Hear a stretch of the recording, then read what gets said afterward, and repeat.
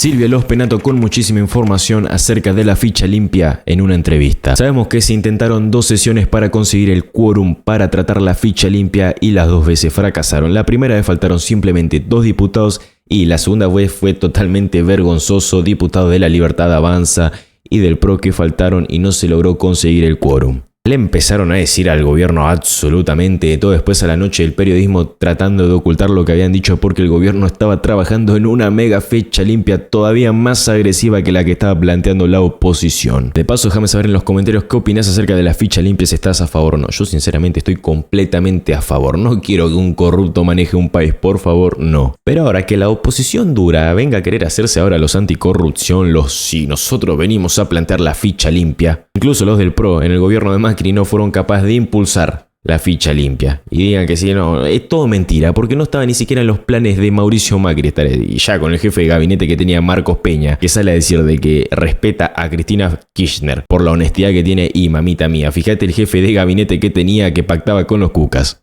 Así que el PRO tampoco es nadie para venir a hablar, porque del cambio y el cambio no cambiaron absolutamente prácticamente nada e hicieron que vuelvan los kirchneristas encima. Que el gobierno comete sus errores y obviamente, y los dije en cada video que subía cuando este gobierno se equivocaba, porque yo no soy fanático de mi punto de vista y punto. Critico a los kirchneristas, critico al PRO cuando se equivoca, a La Libertad Avanza cuando se equivoca, a la Unión Cívica Radical y a la izquierda ni te digo porque prácticamente que no existe. No se enojen, es todo humor. Pero bueno, Silvia Lospenato te lo explica con más detalles en el proyecto que está trabajando con el presidente Milei, ya que este mismo lo llamó urgentemente a la diputada Silvia Lospenato a decirle de que quería que ella misma trabaje con el gobierno en un nuevo proyecto de ficha limpia, así que veremos si se termina tratando en las sesiones extraordinarias. Dejo con la palabra a la diputada y como siempre te digo, suscríbete y nos vemos en la próxima. Viene bregando desde hace 8 años, de 2016, el gobierno de Macri, para que haya una ley de ficha limpia que le impida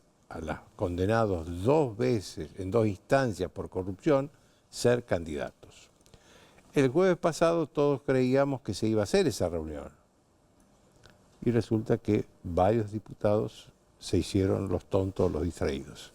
Acá estoy con ella. Silvia, lo primero que le quiero preguntar es, ya han pasado 4 días, supongo que usted ha tenido tiempo de meditar, de pensar.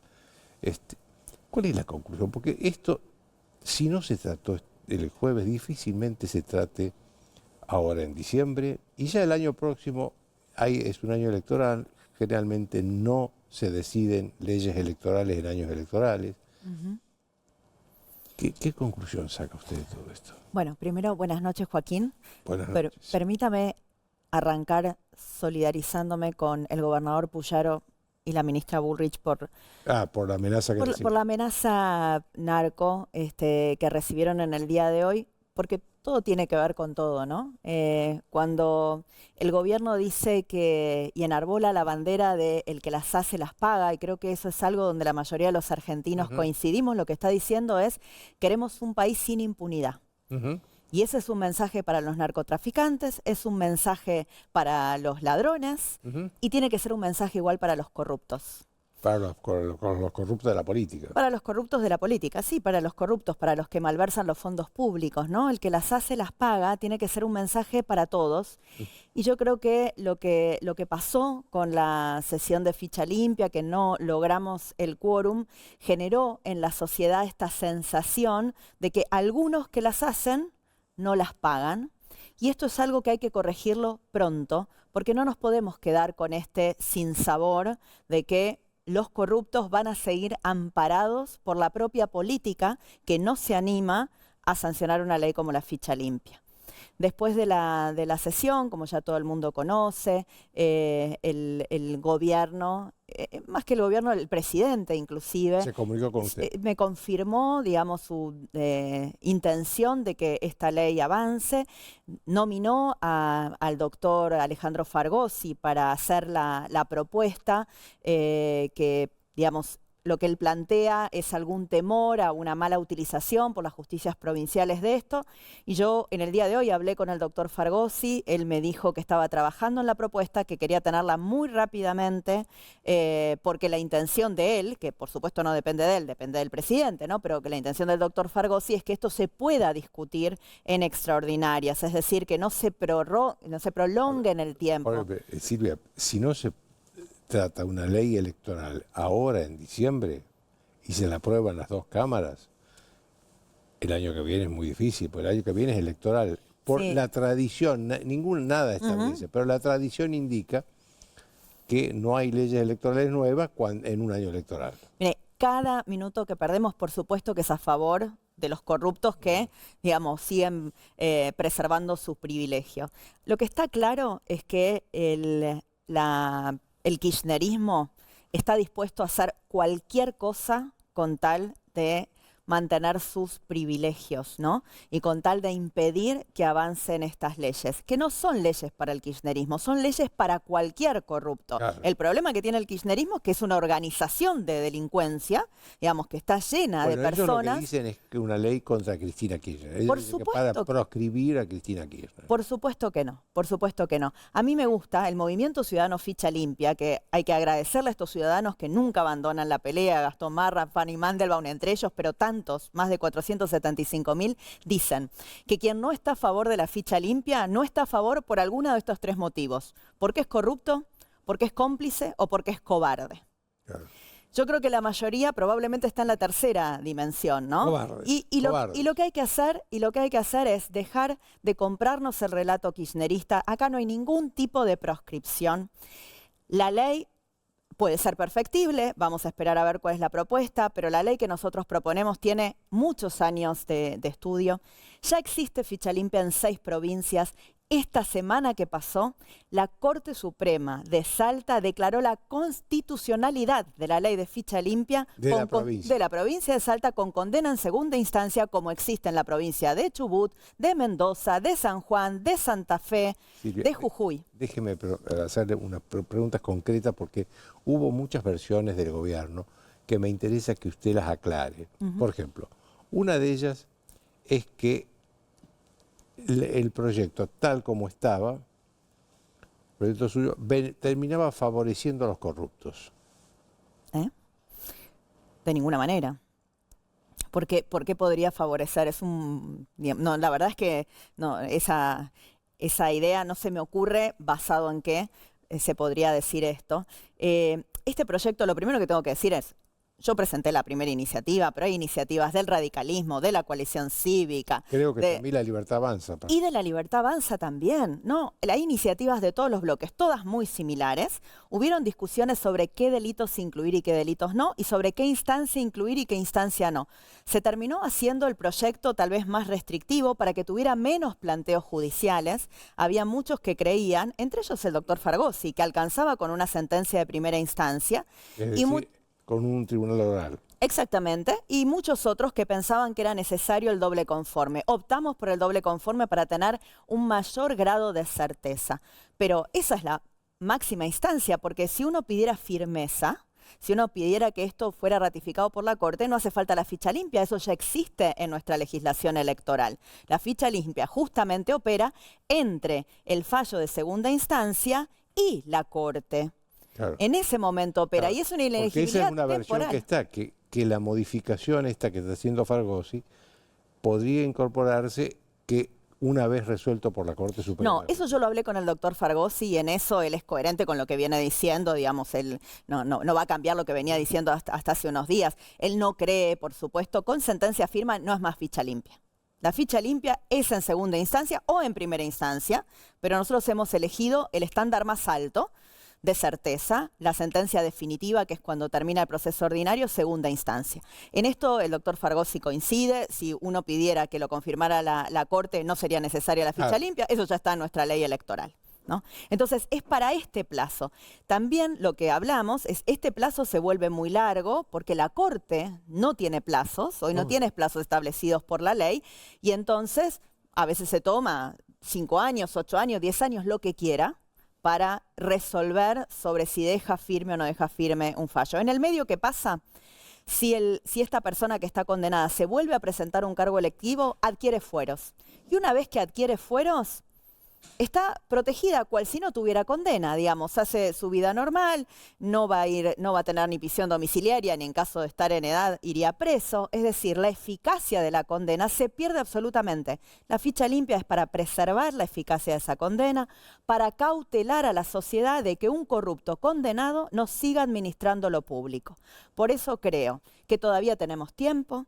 Ojalá la propuesta del gobierno esté pronta. Yo estoy deseosa de analizarla y de que todos compartamos cuál es esa propuesta superadora y que avancemos rápidamente. Todavía hay mucho tiempo. Nosotros no podemos resignarnos a que vamos a convivir con condenados confirmados por corrupción en la Cámara de Diputados de la Nación, porque realmente sería muy triste. O en la Cámara de Senadores. O en la Cámara de Senadores, o en cualquier instancia de un cargo público electivo, parlamentario del Mercosur, presidente, vicepresidente, que son a los que se le aplica esto.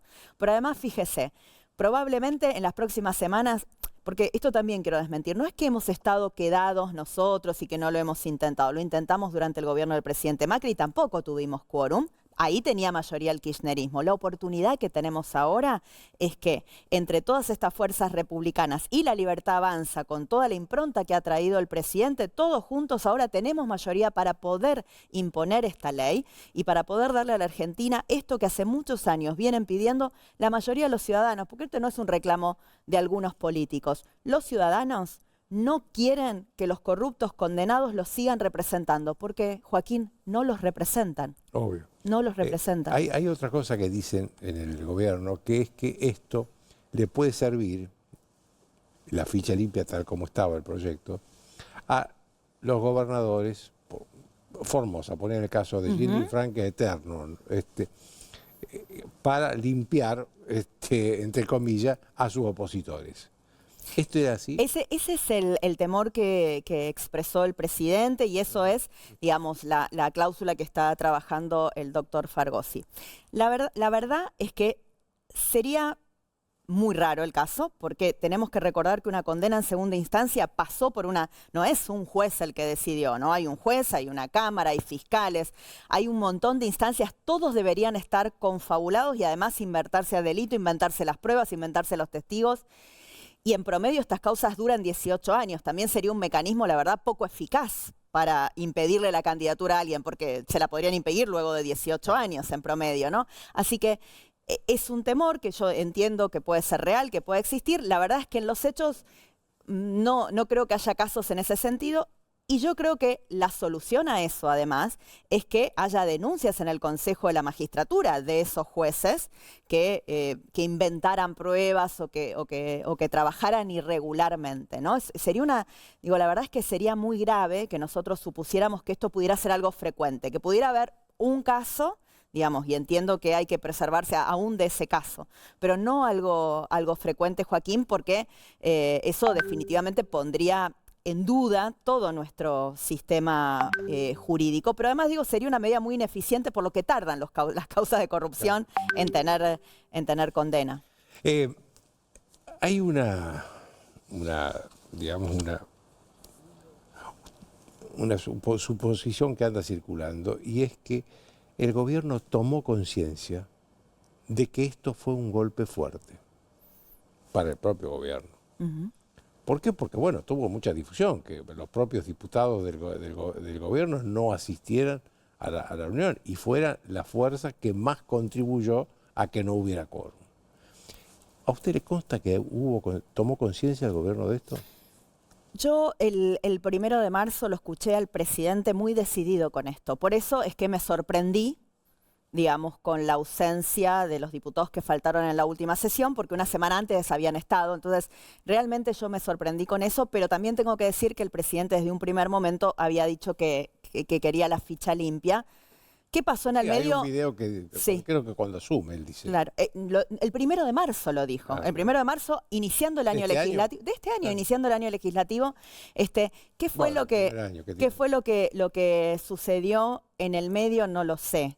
Que es, digamos, lo que sí me parece que dijo la sociedad, que el presidente llegó con dos mandatos muy claros. Uno el de encaminar la economía. Y en eso hay que quitarse el sombrero, porque realmente en un año demostró que se podía controlar la inflación, que el problema era la emisión monetaria. Muchas de las cosas que él sostuvo durante la campaña y que dijo las implementó con éxito, ¿no? Y esto es el alivio que muchos empiezan a sentir, todavía falta, pero el alivio que muchos empiezan a sentir. Pero también vino con un mandato de combatir la casta, ¿no? Y combatir la casta significa principalmente combatir a aquellos que se garantizan impunidad para sí mismos, que no son solamente los políticos, hay empresarios, hay sindicalistas, eso es la casta, el que puede vivir por encima de la ley.